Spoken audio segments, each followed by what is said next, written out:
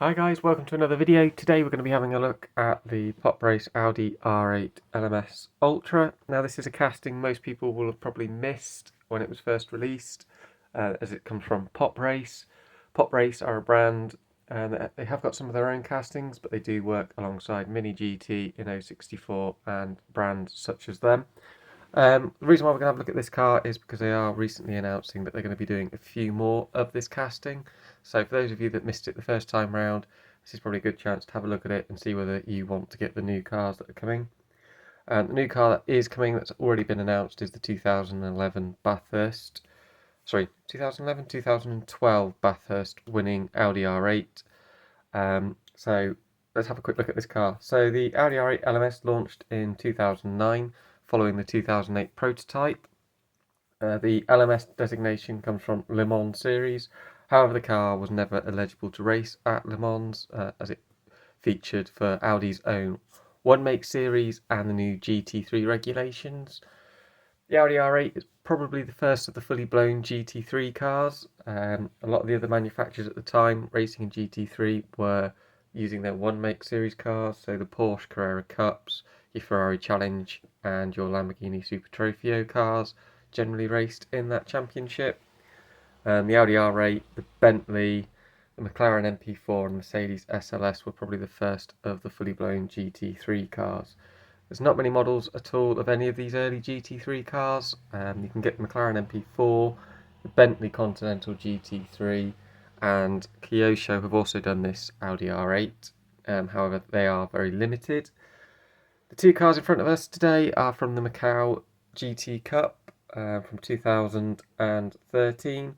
We've got Eduardo Mortara's race-winning car, the red number 1, and we've also got Marchi Lee in the number 38. Now, the cars, sort of, as you can see on the liveries, feature the R8 LMS Cup. This was something that Audi were trying to promote to try and boost their factory program.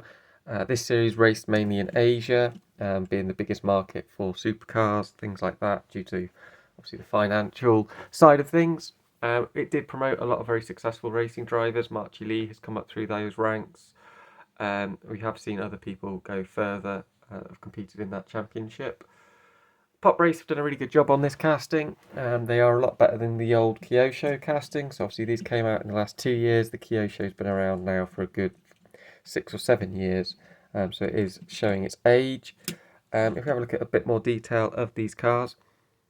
So you get your lensed headlights, which are nicely depicted. You've also got this photo etched front grille, which is a bit of a difference on the Ultra. A lot of them ran with the fully chromed grille. If you look at the older cars, they generally were just a black singular grille in the background. The liveries are really nicely done, lots of detail on there. And the interior, you can't quite see in this, but I've taken one of these apart. There are no sort of dials or stickers for speedos or anything like that. It is all black in the interior.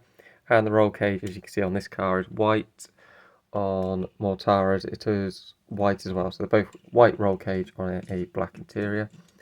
Both feature different liveries. So the red car, as you can see, has got a bit more of a faded checkered flag effect, whilst the white silver car is more in the traditional Audi colours.